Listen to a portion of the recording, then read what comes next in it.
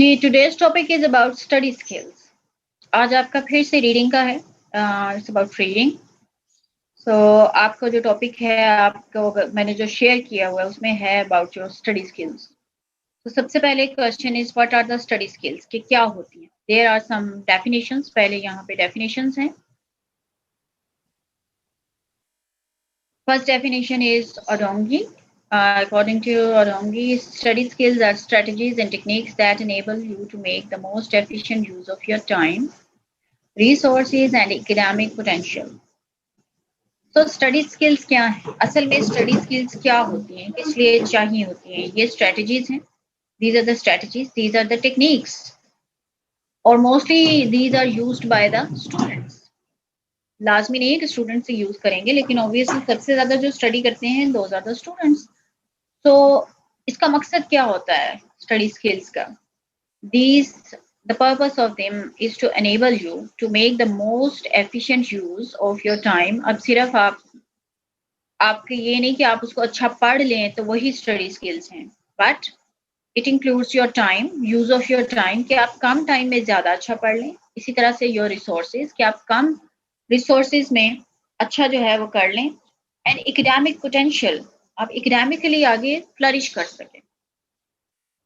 So developing and improving your study skills can help you. अब क्यों study skills आपको यहाँ करवाई जा रही हैं? इसके ऑब्वियसली फायदे हैं, इसलिए आपको स्टडी स्किल्स जो हैं वो पढ़ाई जा रही हैं।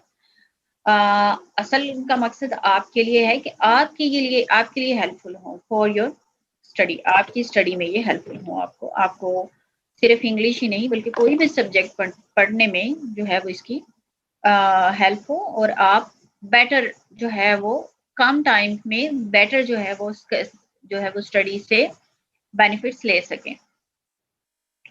सो किस तरह से ये काम करता है, इसके कैसे हेल्प करता है ये स्टडी स्किल्स आपको? सबसे पहले तो है to make more efficient use of your study time.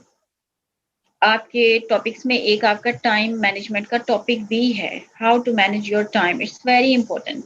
इस पे मैंने आपको करवाना भी है that how while studying, one study skill is to manage your time. So when you have study skills, so it make efficient use of your study time. आप ज्यादा time में कम पढ़ने की बजाय कम टाइम में ज्यादा पढ़ते हैं। कुछ टेक्निक्स आपको मैं ऑलरेडी करवा भी चुकी हूँ, जैसे स्किमिंग, स्कैनिंग। इसी तरह से जो आपको स्ट्रेटजीज मैंने कराई थी, SQ3R, they are also the part of these. वो भी इसी का ही पार्ट है, स्टडी स्किल्स का ही वो पार्ट है। जैसे अभी आपको ऊपर बताया है, study skills are strategies and techniques. तो स्ट्रेटजीज में से एक स्ट्रेटजी SQ3R की करवाई है, टेक्निक्स में से आपको टेक्निक्स स्किमिंग एंड स्कैनिंग करवाई है। सो get more work done in less time. ज्यादा काम करते हैं आप थोड़े टाइम में। Then second one is to make your learning easier and to help retain what you have learned for longer. Obviously सिर्फ टाइम मैनेजमेंट ही नहीं इम्पोर्टेंट, आप जो कंटेंट ले रहे हैं उसके लिए आपको लर्निंग आसान होना और उसको लंबे अरसे तक आपको याद रखना भी important. So when you have these study skills, it become easier for you to learn the things and also to keep them in your long-term memory for longer time. Then third one is to feel the work and effort involved is worthwhile. It pays dividends. आप जो पढ़ रहे हैं ये ना आपको कभी feel हो कि आपने जो पढ़ा जो किया उसकी कोई वर्थ ही नहीं है। It's also important that whatever you are doing is having some worth. उसकी कोई वर्थ है, उसकी कोई आपको कुछ लॉन्ग रन में जब आप उस पर टाइम लगा रहे हैं तो उसके आपको कोई फायदा भी होगा।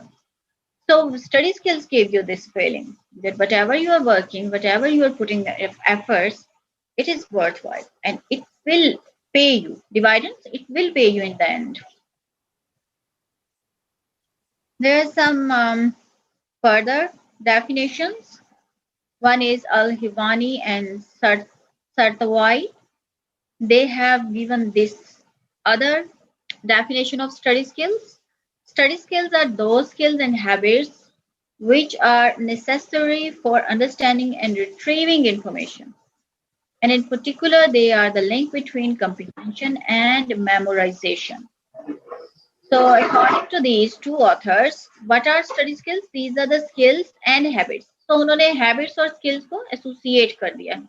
And these habits and skills are necessary for understanding and retrieving information. Understanding तो obviously understand करना जो information है, retrieve कि उसको वापस याद लेके आया जाए. अगर आपको 10 दिन बाद, महीने बाद अगर उसको आपको information को याद करना है, so you can easily retrieve that information after some period of time. And in particular, they are linked between comprehension and memorization. So it's not only about comprehension, it's not only about memorization, they are a link between these two.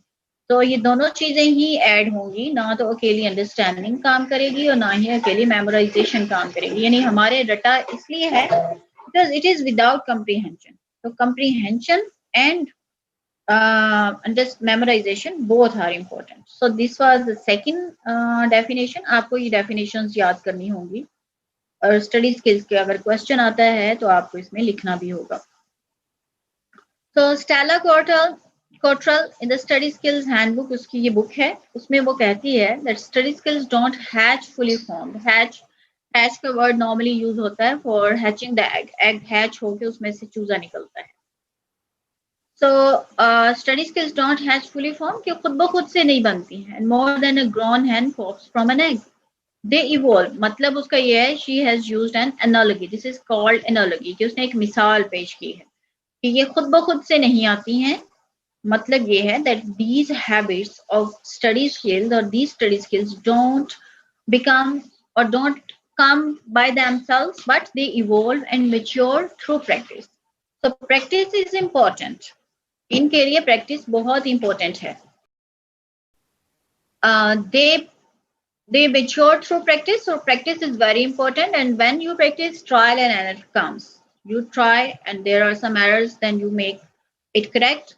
So this is trial and error. Then feedback from others. Obviously, when you are doing study skills, feedback from others will also help you out, just as from your teachers.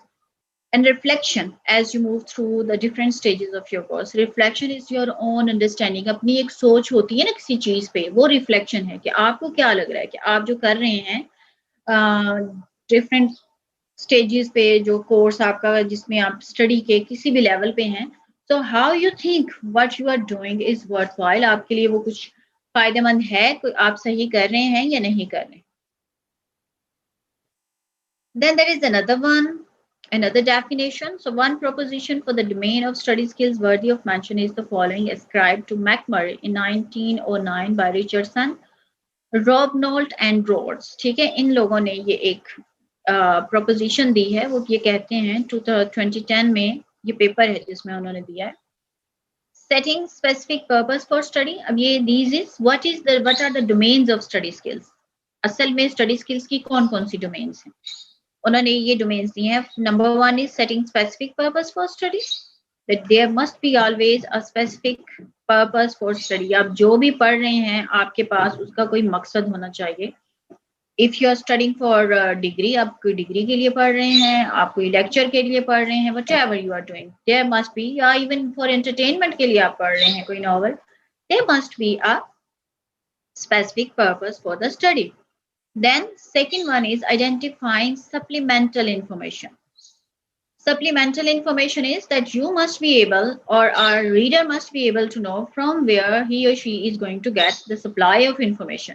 कि वो information जो आपको needed है वो कहाँ से लेनी है आपने. Then organizing ideas, obviously very important. आपके पास information आ गई है, but if you are unable to organize your ideas, you are going to do no study. Study skill में important है that you are able to organize your ideas. Then judging the worth of material. आपके पास जो material है उसकी worth भी आपको, you must be able to judge कि वो कितना है. Either it is able to be done, क्या वो इस काबिल है कि उसको किया जाए या कि उसको कितना ज्यादा किया जाए. Then memorizing. Obviously memorizing is important, but not without comprehension. Comprehension के बगैर नहीं.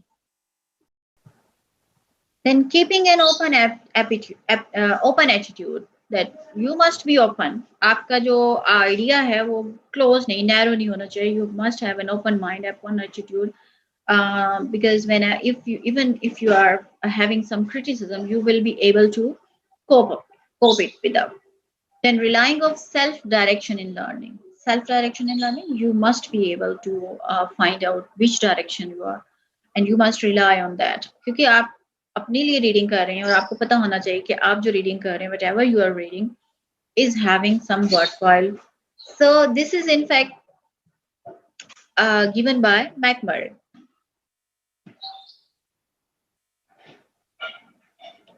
So therefore you may consider study skills. ठीक है, अब ये इसका overall. Now this is an overall overview of all these. अब ये बहुत सारी definitions आई हैं, ठीक है.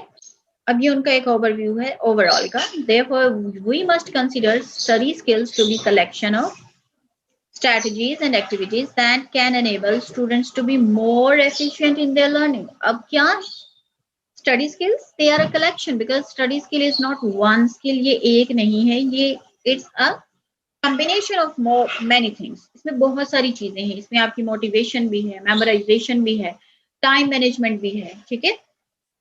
So it's collection of strategies and activities that can enable students to be more efficient in their learning. Purpose इसका एक ही है कि students जो हैं वो अपनी learning में efficient हो जाएं. They don't guarantee success, but they provide an opportunity that might not otherwise exist. So obviously we cannot guarantee, no one can guarantee कि आप जो study कर रहे हैं, the study that a student is going to do will give 100% success, but still it gives an opportunity. आपको opportunity मिलती है. If and that might not otherwise exist. इसका मतलब ये बनता है that if they are not reading, if they are not having skills, so there must be no, there will be guarantee of no success. यहाँ तो success की guarantee नहीं है ना, वहाँ guarantee होगी कि success होनी ही नहीं है. So however there are not some magic switch that will turn one from an ineffective learner to an effective learner. So obviously it needs some practice, ठीक है. आप एकदम से एक इनइफेक्टिव लर्नर से इफेक्टिव लर्नर नहीं बन सकते हैं. So जैसे कि कोई भी स्किल है, ठीक है, इसके लिए कोई भी स्किल है, आप साइकिल चलाना सीख रहे हैं, आप कंप्यूटर चलाना सीखते हैं, आप टाइपिंग सीखते हैं, so you cannot be an expert in one go. आप कभी भी किसी चीज के एक्सपर्ट वन गो में नहीं हो सकते. Same is with the study skills. Study skills के लिए भी जरूरी है. So there are many ways to define and categorize study skills. ठीक है, अब हम उनको आपको definitions तो दी हैं, लेकिन हम उनको categorize भी करेंगे. ये बुक एक छोटी सी बुकलेट है, ये मैं आप लोगों के साथ शेयर कर लूंगी, ठीक है. इन दिस अब इसमें यहाँ पर जो मेन एरियाज हैं, these are reading and writing, listening and note taking, then memory and time management and examination. ठीक, these are the 4 areas. Obviously मैं आपको पूरी बुक नहीं कराऊंगी. डोंट बी अपसेट कि आपकी पूरी बुक करनी पड़ेगी. अब जो मैं पढ़ाई जाऊंगी आप मार्क करते जाइएगा. These are the things that you have to. अब जैसे अभी सारा कराया है तो स्टडी स्किल्स की डेफिनेशन में ये सारी डेफिनेशंस आई. उसके बाद obviously the 4 areas of study skills. अब उनको हम वन बाय वन करेंगे और not I am going to do the whole book but the chunks from the book. So reading and writing क्या है? सबसे पहले these are the core skills. जैसे आपको पहले मैंने बताया था कि लर्निंग के लिए किसी भी लैंग्वेज लर्निंग में 4 स्किल्स होती हैं, 4 skills. So speaking, listening, speaking, reading and writing. So reading and writing जो है ये core skills हैं, especially जब आप learning के point of view से आते हैं, ठीक है. Speaking and listening जो है वो तो normally use होती हैं, लेकिन जब learning करते हैं तो उसमें सबसे ज़्यादा आपके reading and writing आते हैं. ये आप चाहे dyslexic individual इसको छोड़ दें, this is in fact problems. ये बच्चों को problem होती है जो कि easily समझ नहीं पाते understanding में उनको, उसकी हम बात नहीं करेंगे. So reading, first is reading. So reading क्या है? As a skill. हम बात कर रहे हैं as a skill. So when we are talking about reading as skill, we are trying to interpret somebody's attempt to communicate ideas to us through the written medium. जैसे मैं आपको पहले भी बता चुकी हूँ कि जब भी कोई एक राइटर है वो लिखता है, वो किसी रीडर के लिए लिखता है, वो अपने लिए, चाहे वो खुद भी रीडर होगा, दोबारा पढ़ेगा ना तो वो खुद भी रीडर बन जाएगा. So writing is always done for the sake of reading. So written medium जो है उसके रीडिंग जो है वो हमेशा रिटन वर्क की होगी, तो वो रिटन मीडियम के थ्रू ही आइडियाज कम्युनिकेट होते हैं। So one of the main difficulties is information overload. So reading skill में जो बच्चों को problems आते हैं, the problems that are faced by the students is one of the main difficulties is that information is overload, too much information that a student cannot encompass, students cannot understand. Trying to process large amounts of information and remember it at the same time, it's very difficult, obviously. If a student is given too much information and to be asked to remember it, memorize it without comprehension, so it will be unable. The student will be unable. Students को समझ नहीं आएगी, वो उसको याद रख ही नहीं सकते हैं. अब ये छोड़ दें आप डिसलेक्सिक लर्नर्स, ठीक है, इसको छोड़ दें. राइटिंग. So writing में क्या होता है? You are trying to put your own ideas down in words in a way that makes sense to the reader and conveys the ideas you intended. Writing में आप क्या करते हैं? जो आप चाहते हैं वो लिखते हैं, and you write for the reader. आप किस लिए लिखते हैं? रीडर के लिए, ताकि अपने आइडियाज को आप रीडर्स को कन्वे कर सके. अब प्रॉब्लम्स को छोड़ दें, इसके बाद आ जाए टाइप्स ऑफ रीडिंग पे.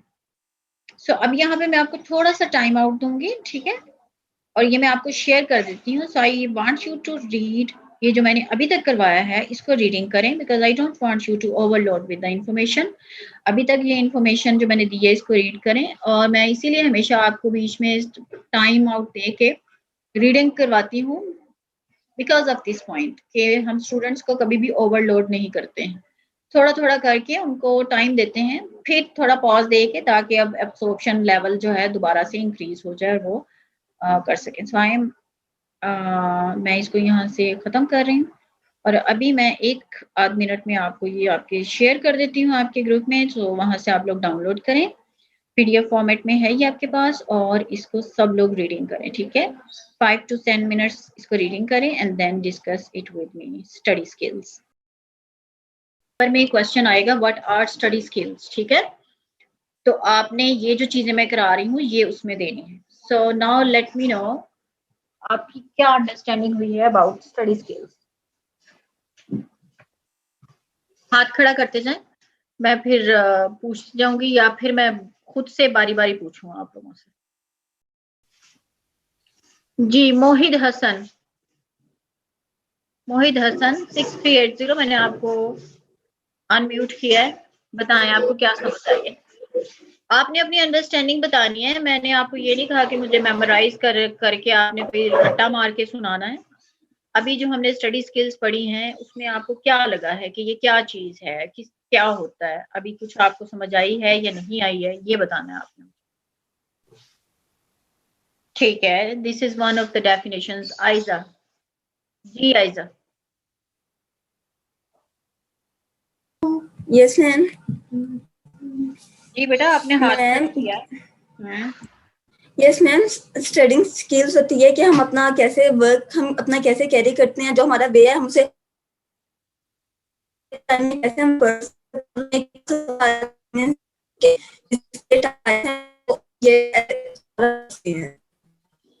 आपकी आवाज काफी कट रही है. चलें ठीक है आयजा, ठीक बताया आपने. जी Mohammad Talha Azeem 6333. Mohammad Talha.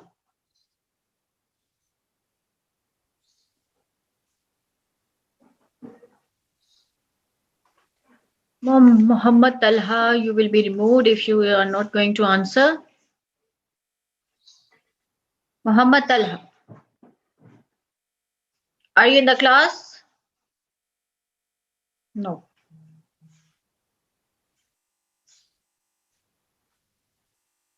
Farzana Sultani, 9635. Farzana, what is your understanding of the things that I have already told you in the class today?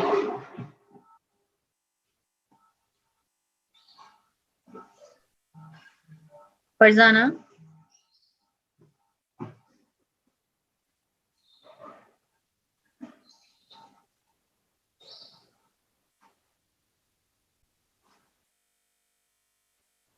Farzana Sultani. Hamad Khalid. Yes ma'am. जी आपको क्या समझ आई है? मैम जो स्टडी स्किल्स हैं, मैम स्ट्रेटजीज हैं जो एक स्टूडेंट को अनेबल करती हैं एफिशिएंट लर्निंग के लिए। मैम वो गारंटी तो नहीं देती कि जो स्टूडेंट है वो मतलब अच्छा ही परफॉर्म करेगा, बट ये है कि इनसे अपॉर्चुनिटी जो है वो इंक्रीज कर जाती है कि आप जो है अच्छा परफॉर्म कर पाएंगे इन स्ट्रेटजीज को फॉलो करते हुए, अच्छे तरीके से लर्न कर पाएंगे आप। ठीक है, यस मैम। चलो ठीक है, उम्मीद करते हुए कि आप लोगों को आ गई है समझ। मैं फिर स्क्रीन शेयर करती हूँ और आपको फर्दर जो है वो स्टार्ट कराती हूँ।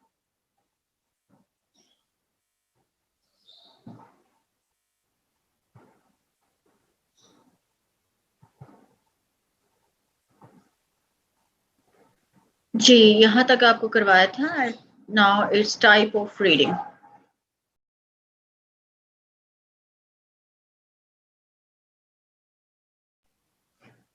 Types of reading. So if there is a diagram, the words are less important.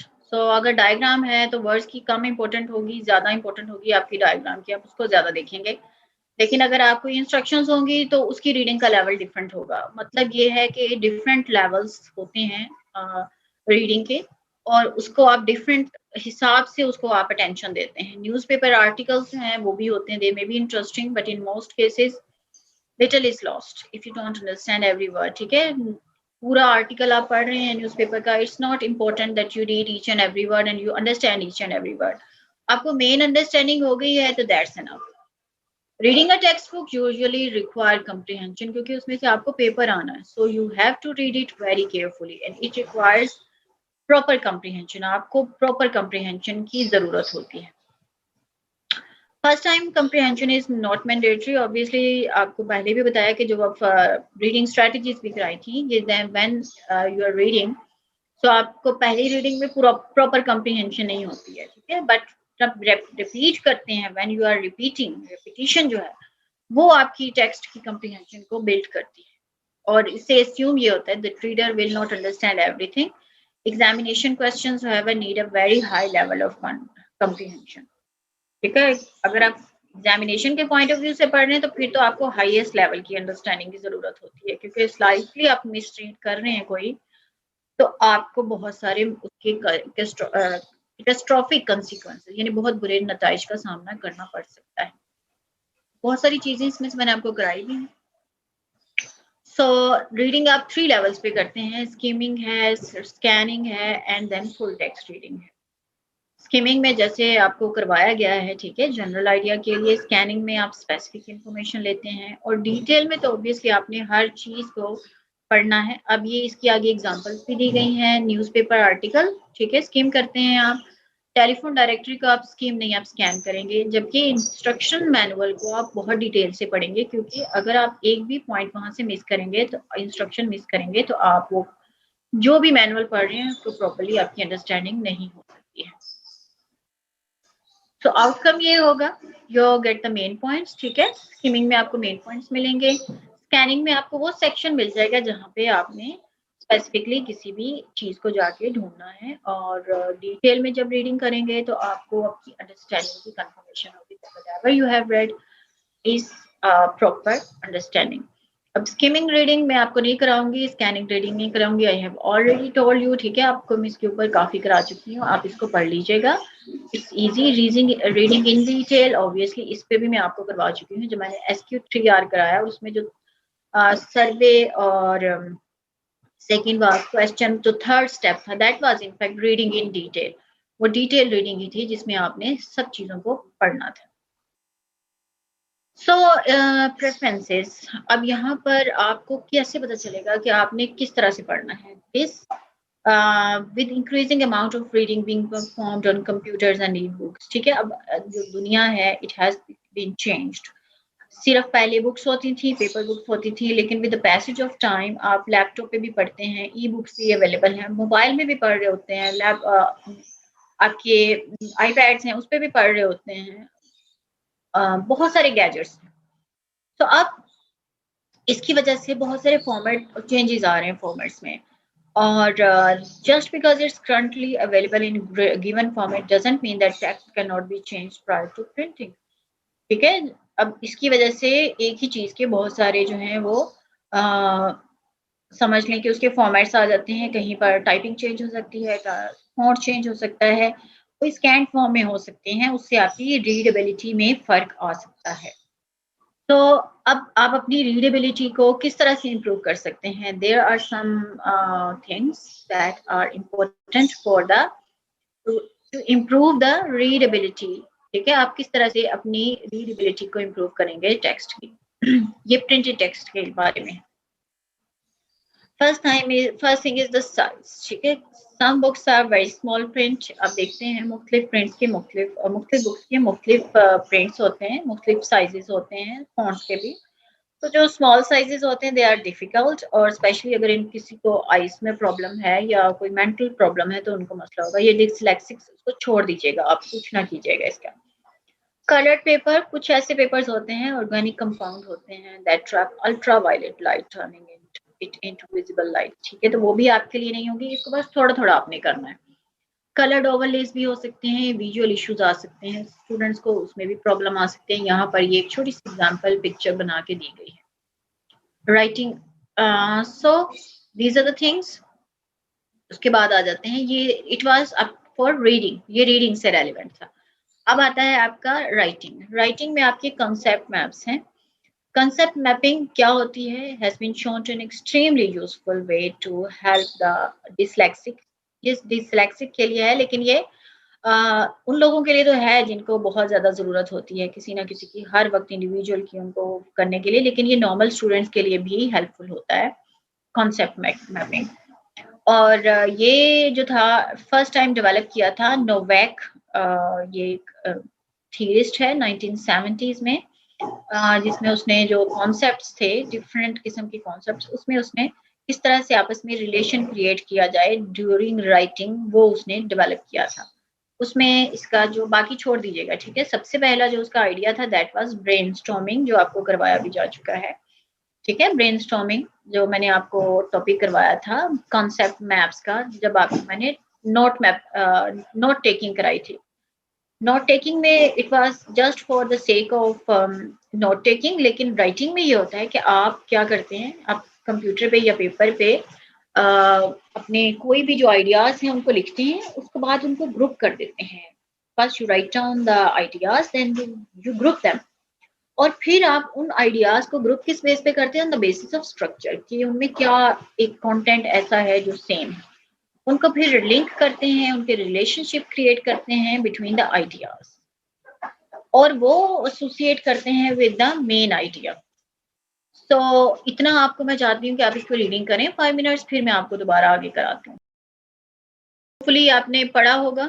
थोड़ा टाइम आउट इसलिए देते हैं कि स्टूडेंट्स जो हैं वो एक ही अगर पढ़ते जाएंगे तो उनका माइंड जो है वो फिर चीज़ें स्किप करना शुरू कर देता है। सो दिस इज इंटेंशनल जो मैं आपको देती हूँ टाइम आउट। सो ब्रेनस्टॉर्मिंग होपफुली आपकी समझ आ गई होगी कि इसमें आइडियाज जो हैं, राइटिंग के लिए आइडियाज सेम मुख्तलिफ आइडियाज को लिखते हैं, फिर जो सेम आइडियाज हैं उनको ग्रुप करते हैं, उनका रिलेशनशिप क्रिएट करते हैं, और फिर आप उस एक तरह के आइडियाज को एक जगह पे लिख सकते हैं। उसको कोई भी, जैसे ऐसे राइटिंग में आपको मैंने ग्रुपिंग करना सिखाई थी ना, इट्स जस्ट लाइक दैट, कि वो उनको ग्रुप करके उस एक ग्रुप का फिर आप ऐसे लिख सकते हैं, या कुछ भी आप जो है वो लिखना चाहते हैं वो लिख सकते हैं। Memorise for learning and exams. ठीक है, कंसेप्ट मैपिंग की हम बात कर रहे हैं ना, ये कंसेप्ट मैपिंग की बात हो रही है, उसी में ही ब्रेनस्टॉर्मिंग है, और उसी में ही फिर आगे memorise for learning and exams.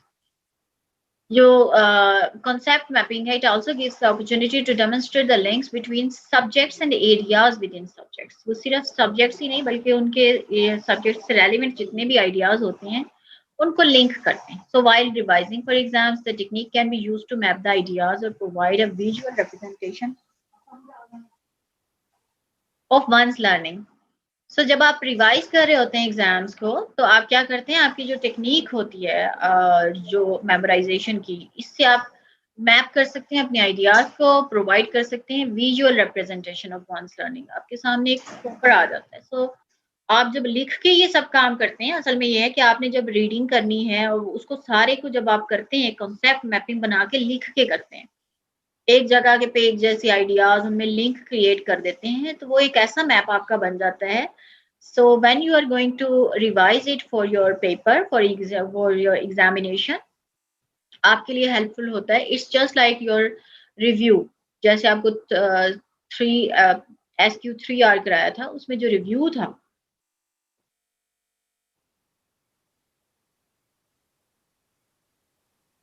बाकी इसको जरूरत नहीं करने की, आप अपने भी हाफ पे रीडिंग कर लीजिएगा। ये वैसे मैंने आपको कराया हुआ है। डेवलप एंड प्लान ऐसे इसके किस तरह से किया जाता है, प्रोजेक्ट्स भी इसी तरह से प्लान किए जाते हैं, प्रेजेंटेशंस भी इसी तरह से की जाती हैं। प्रेजेंटेशंस मैं आपकी लूंगी, ठीक है, ऑनलाइन आपके यहाँ पर आपको मैं एसेस दे दूंगी हर एक स्टूडेंट को जिस चीज की बारी होगी, और जो है वो so get ready for the presentation as well. So इसके बाद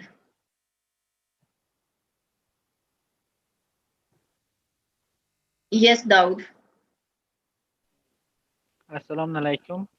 वालेकुम Ma'am, अस्सलाम। ma'am, excuse me, I didn't understand about presentation. We have to make presentation.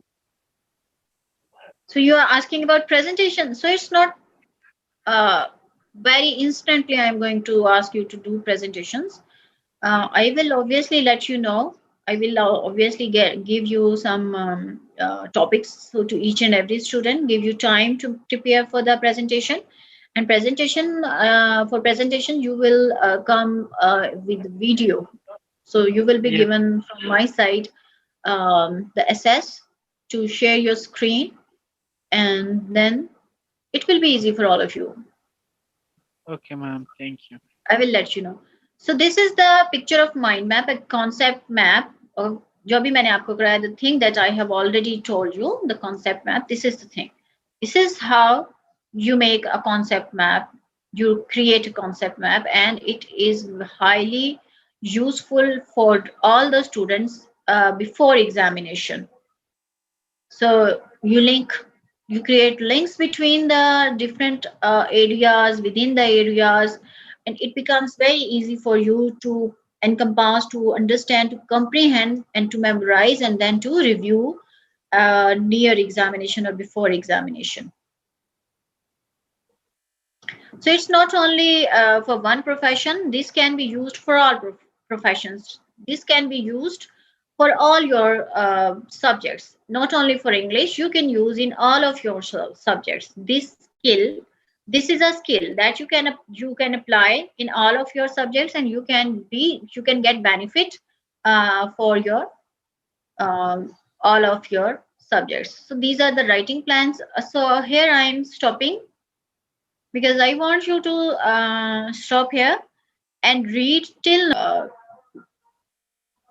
delivered the lecture I have taught you till now. So I would like you to, I am giving you 5 minutes to read it, understand it, and if you are having any questions, any problems with your understanding, you can ask me.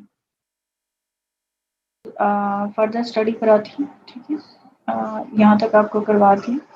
So this is about writing plans, writing frames. इसमें से बहुत सारी चीजें हैं जो मैं आपको पहले ही करा चुकी हूँ. तो स्टूडेंट्स कुछ पूछ रहे थे कि क्या हमने सिर्फ स्लाइड से ही करना है. मैंने ये कहा था कि स्लाइड से सिर्फ नहीं करना, स्लाइड सिर्फ हेल्प के लिए होती हैं. तो ये कुछ हैंडबुक्स हैं जो मैंने आपको इसीलिए प्रोवाइड की हैं ताकि आप इसमें से भी मटेरियल लेके अपने नोट्स बना सकें, ठीक है. So it's about writing. So writing में आपको किस तरह से लिखना है, दीज आर द 6 की क्वेश्चंस जो आप जब कोई भी राइटिंग करते हैं उसमें आपको हेल्पफुल होते हैं. Who are the main characters? What is happening? Where it is it taking place? When is the time frame of action? Why is it happening, and how does it all take place? So these are the questions. ये ऐसे questions हैं, ठीक है, जो आपने put करने हैं अपने आइडिया पे, और उससे फिर आपको मिलता है कि किस तरह से आप लिख सकते हैं while giving the answers to these questions. So you can write a lot while giving answers to these questions. इसमें simple approach to remind the pupil that the story, essay, homework. So you can write a story, you can write an essay, you can also do some homework from these questions. ये सब के सब question आपको इन सब में helpful होंगे, specially from where to begin. ठीक है, बड़ा मुश्किल होता है स्टूडेंट्स को स्टार्ट कहाँ से करें, उसको किस तरह की शेप में. So these questions help out in these. So इससे वो एक्सपेंड कर सकते हैं क्वेश्चन से, वो बता सकते हैं कि किस तरह से किधर उनका जो स्टोरी या ऐसे हो जाएगा। स्टार्टिंग आउट, सो नॉर्मली होता है कि हाउ टू, जैसे अभी मैंने आपको बताया स्टूडेंट्स के लिए सबसे मुश्किल होता है कि हाउ टू स्टार्ट कैसे करें। Normally suggest how to start a story. ठीक है, अभी हम एक एग्जांपल ले रहे हैं, how to start a story, giving them a few words in the language. ठीक है, हाँ, नॉर्मली आप स्टोरीज जो है ना वो बच्चे स्टार्ट करते हैं। Once upon a time suddenly the holiday was going well, but it happened. Elephants are normally very calm animals, so this is about not this is about essay.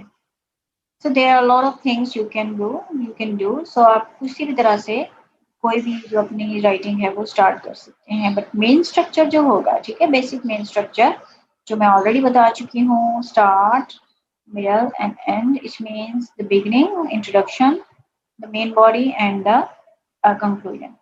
So obviously story में नहीं होगा, story में start, middle और and होगा। ठीक है, start में क्या होता है, ओपनिंग लाइंस, ओपनिंग सीन आप सेटिंग करते हैं। ठीक है, क्योंकि ये स्टोरी है, आपको सीन क्रिएट करने हैं। और मिडल में आप मेजर जो भी आपका स्टोरी का एक्शन होगा वो मिडल में होगा, और एंड जो है उसमें पंच लाइन या उसमें क्लाइमेक्स होगा जो कि उसको किसी रेजोल्यूशन की तरफ लेके जाएगा स्टोरी में, क्योंकि स्टोरी में एक लाजमी एक प्रॉब्लम क्रिएट करनी होती है और जो एंड है that is the time for resolution. So this is about story writing. ऐसे राइटिंग के बारे में आपको बताया जा चुका है। Then drafts and proof reading, जैसे आपको मैं पहले बता चुकी हूँ, you are not going to write anything in one go, आप एक दफा में नहीं लिखेंगे। ठीक है, आपको उसके लिए डिफरेंट टाइप्स में उसको पहले अंडरस्टैंडिंग करेंगे, थोड़े कीवर्ड्स लिखेंगे, आउटलाइन बनाएंगे, even if it is an essay, even if you are writing a story, सब में ही इसी तरह से होगा। और फिर बाद में आप ड्राफ्टिंग करते करते जो है वो आपका मेन ड्राफ्ट रेडी होगा। Then there are some teacher led, कि टीचर्स किस तरह से हेल्प आउट कर सकते हैं, आप इनको छोड़ दें, how teachers can help you. Your is to student led, कि स्टूडेंट्स खुद से किस तरह से इसमें अपने लिए काम कर सकते हैं। सो this is important for you, वो टीचर वाला आप छोड़ देंगे। So normally first is presenting draft, so students को एक डेडलाइन दी जाती है। ठीक है, आपको जो भी काम दिया जाता है ना, टीचर उसकी एक डेडलाइन देता है कि आपने ये इसको इतने टाइम में कंप्लीट करना। So don't keep it till the end, उसको आपने एंड पे नहीं रखना है। ठीक है, आपने उसके फॉर्मल जो टाइमिंग है उससे पहले काम शुरू करना है डिफरेंट ड्राफ्ट्स में, so that you can do it well within time. Buddy system is matching the student with a good student. ये होता है कि आप एक एवरेज स्टूडेंट को एक ब्रिलियंट स्टूडेंट के साथ या एक वीक स्टूडेंट को एक ब्रिलियंट स्टूडेंट के साथ मिला देते हैं। This is called buddy system. इससे दोनों को हेल्प आउट मिलती है। ऑब्वियसली एक जो वीक होता है उसको तो ज़्यादा हेल्प मिलेगी, लेकिन जो दूसरा ब्रिलियंट स्टूडेंट होता है उसको भी सिंपैथेटिक एटीट्यूड जो है वो उसका डेवलप होता है। Then students can also help in technology. ठीक है, वो टेक्नोलॉजी में भी उनकी हेल्प करती है, different using different strategies. Proof reading is obviously important, आप प्रूफ रीड करेंगे। This was about reading writing. ठीक है, दिस वाज अबाउट राइटिंग। इसके बाद आती है बारी रीडिंग की। Listening and note taking. Reading तो आपको पहले कराई जा चुकी है। So before listening and note taking, यहाँ पे आपको फिर ब्रेक दूंगी और मैं चाहूंगी कि अभी जो पढ़ा है उसको आप समझें, मेक इट अंडरस्टैंड।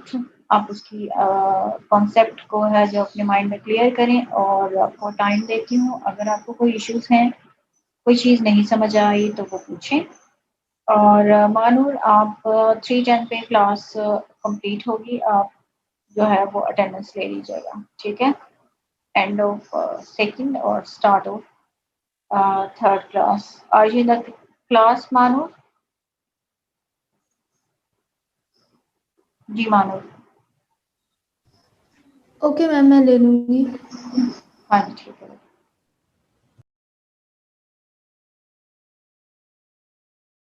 समझ आई है, क्योंकि अब मैं चाह रही हूँ कि आप लोग जो है वो उस पर थोड़ा सा डिस्कशन करें। मैं वेट कर रही हूँ कि आप लोग हाथ खड़ा करें।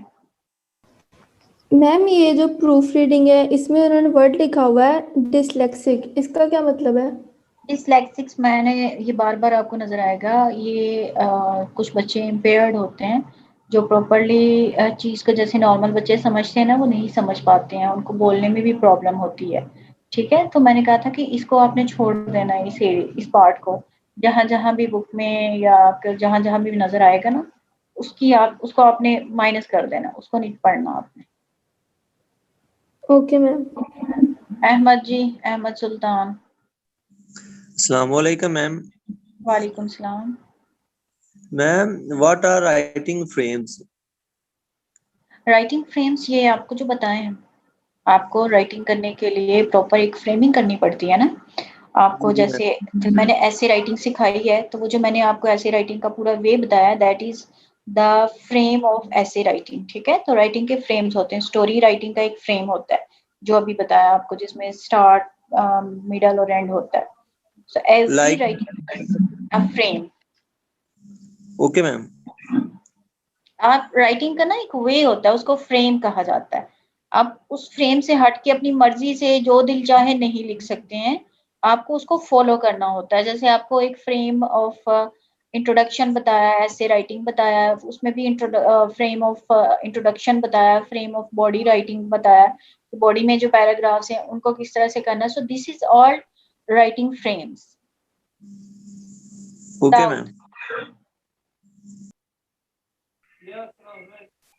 Assalamu alaikum, ma'am. Ma'am, वालेकुम excuse अस्सलाम। me. Yes, Ma'am, colored overlays. I didn't understand it. this is about reading. I take you toward there and I let you know this is about reading. You're talking about, Yes, ma'am. yes, you are talking about this. This is specially used for those students who are having some problems. Some have some visual issues, some have some other issues.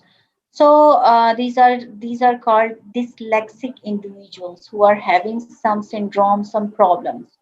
So this is how different overlays are used to make them understand that this is one thing. Just as blues, these are different. Light blues are having similarities, they are same. Browns are same. Pink is different, it is one thing. So these are the things that is used for impaired students, dyslexic students. So you don't need to study those things that are about some students that have some problems. So you only take the things material from this book that is about the normal children, about normal students, just as you people are the normal students.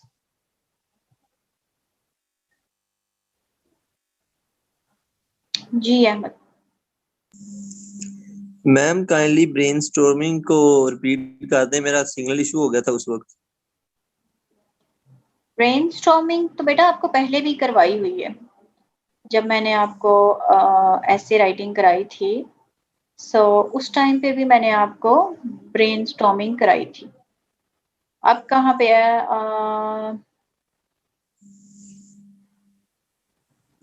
It's in reading I think, it's in concept mapping में। Here.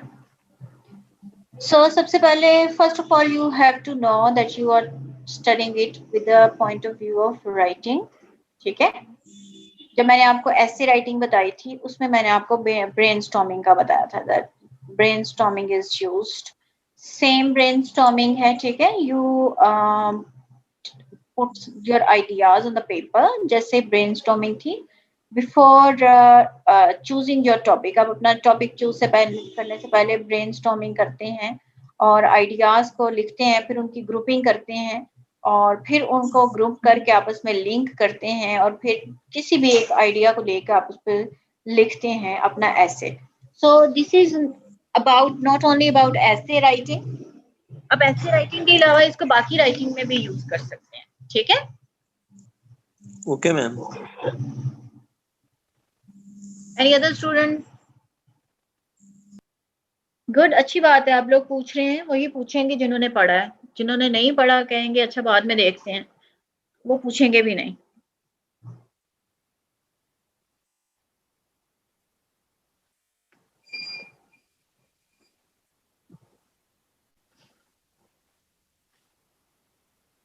फिर आगे लेके चलो।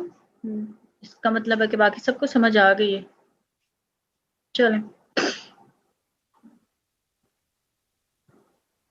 ये भी हो गया। This is also done. मैं ऐसा करती हूँ कि आपका ना टाइम एंड होने वाला, हमारा करते करते ना क्लास लेक्चर के दौरान ही देते हुए टाइम खत्म हो जाना। तो आई वुड लाइक कि मैं इसको बंद करूँ। मैं नया लिंक शेयर करके तो फिर मैं जैसे ही क्लास होती है फिर मैं आपको जो है वो बाकी जो है वो स्टडी करवाती हूँ। आप क्या चाह रहे हैं, मैं ये भी कराऊं या ये नेक्स्ट पे कर लें? मुझे ऐसे लग रहा है कि ये इनफ है आप लोगों के लिए, जितना करवाया है ना।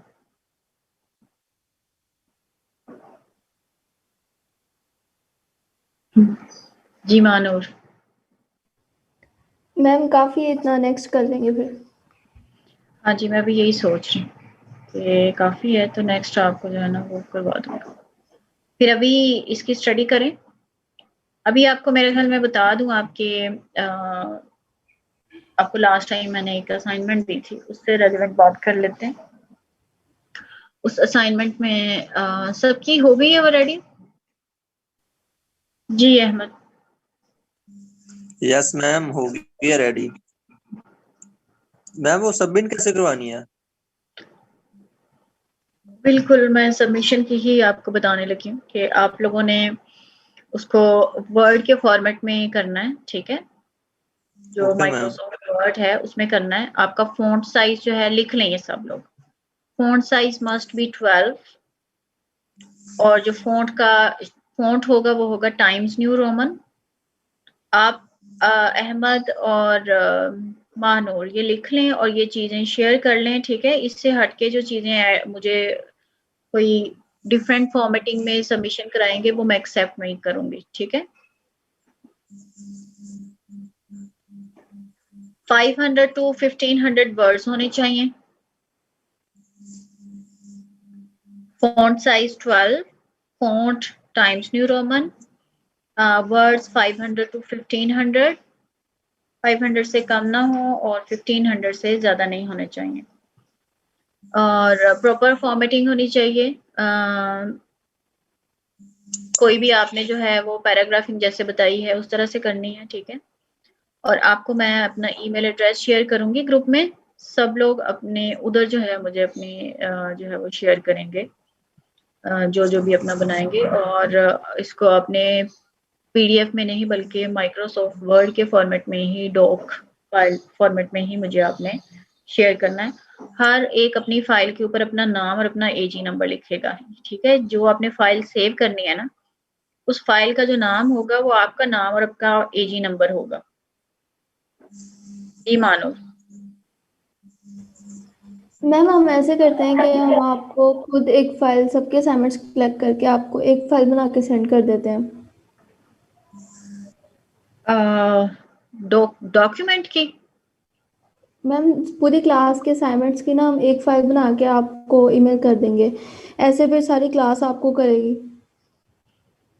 ऐसा कर लें, लेकिन फिर वो सबके नाम साथ होने मैम चाहिए। वो जी वो साथ ही होंगे। ठीक है, आप फिर तो कर दो, मैं फिर मैं आपको ही मैं अपनी ईमेल सेंड करूंगी और आप फिर ठीक है ऐसा मैम। कीजिएगा कि जो है वो मुझे एक फाइल बना के फिर सब लोग तुम्हें सेंड कर दें। आज आप लोग 6 बजे तक का टाइम है आपके पास। 6 बजे जो है वो मुझे सबमिशन हो जानी चाहिए। उसके बाद जो भी सबमिशन होगी वो मैं एक्सेप्ट नहीं करूंगी, ठीक है? Okay ma'am. असाइनमेंट का भी क्लियर हो गया सबको? सुमेरा क्या कहना चाह रही है? अस्सलाम वालेकुम मैम। वालेकुम अस्सलाम। मैम आपने हैंड रिटन कहा था असाइनमेंट, तो हमने तो पेपर में बना नहीं, लेंगे। मैंने तो बेटा हैंड रिटन कहा ही नहीं, मैंने किसी को नहीं कहा। मैंने कहा था हैंड रिटन नहीं करनी। ऑनलाइन क्लासेस में हैंड रिटन का कॉन्सेप्ट ही नहीं है। आपने सब ने इसको माइक्रोसॉफ्ट वर्ड में करना। मैं उस दिन से सबको यही कह रही हूँ। I never said this to a single student. मुझसे जिन्होंने Okay, ma'am. पूछा है ना, मैंने उनको भी कहा है कि नहीं करनी है।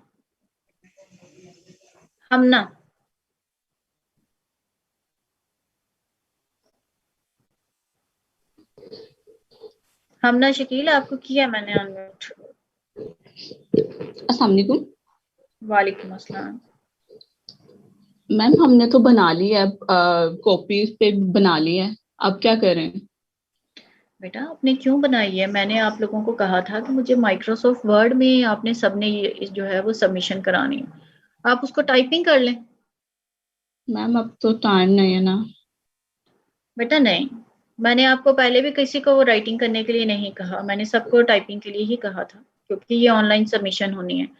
अगर ये हम यूनिवर्सिटी में रेगुलर क्लासेस हो रही होती तो फिर मैंने ऑनलाइन ही लेनी थी, फिर कोई कहता भी तो नहीं लेनी थी, फिर मैंने सबको कहना था नहीं आप हमें जो है वो प्रिंट में हाथ के लिखे हुए में भेजें। अबू बकर क्या कहना चाहते हैं?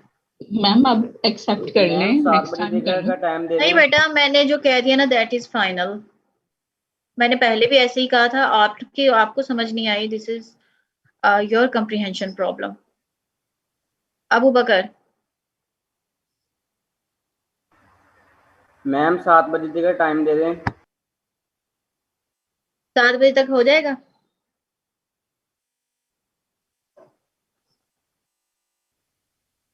सात बजे तक हो जाएगा? 1 घंटे में कोई जमीन आसमान में फर्क पड़ जाएगा? मैम टाइपिंग में टाइम लगना है। चलो ठीक है, 7 बजे तक दे देती हूँ। तो टाइपिंग इतने दिनों से की क्यों नहीं? मैंने कहा था ना कि आपने अपना काम रेडी रखना है, मैंने किसी भी टाइम आपको सबमिशन के लिए कह देना।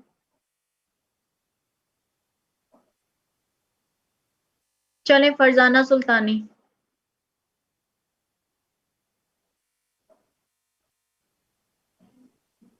Farzana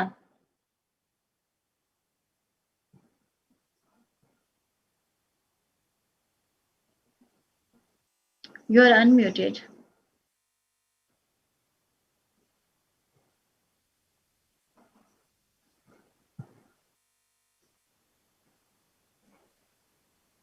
Muhammad Daud, yes.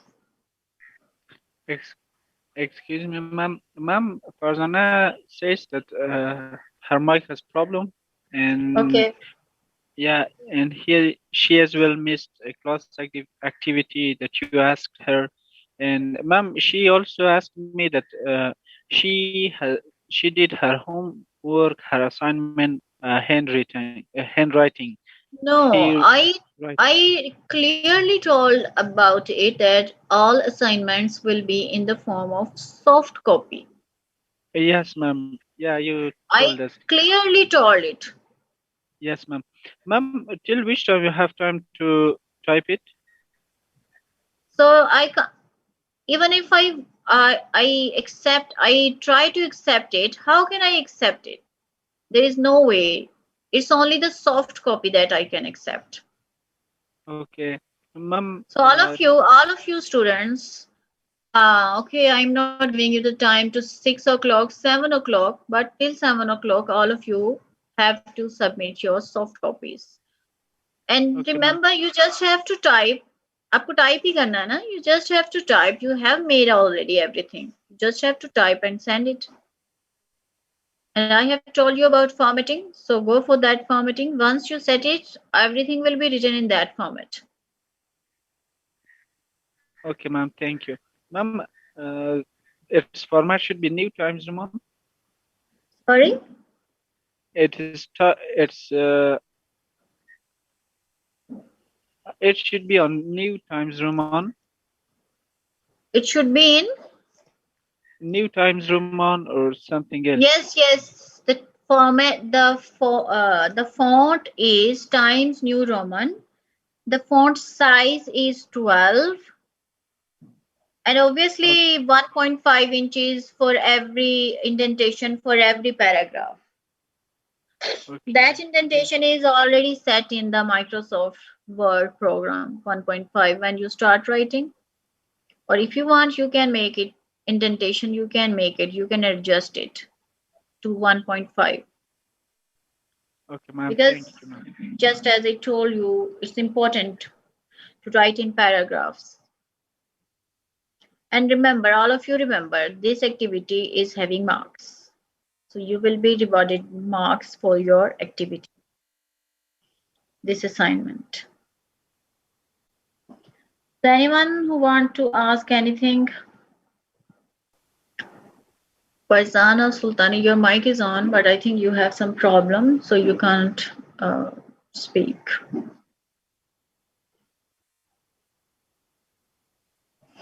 So I'm giving you 5 minutes more, so you can read everything that till I have taught you. So you can ask any question if you have in your mind, if you don't understand anything, you can ask me. बेटा आपने तो लिखा ही हुआ है ना, उसको type ही करना है ना। टाइप करने पे इतनी मेहनत तो नहीं होती, मैं भी टाइप करती हूँ। आई नो दैट इतनी मुशक्कत का काम नहीं है ये। जी आयजा। मैम हम कोटेशंस लिख सकते हैं ऐसे में? जी अगर रेलिवेंट हैं तो आप कोटेशंस लिख सकते हैं, इररेलेवेंट नहीं लिखनी है।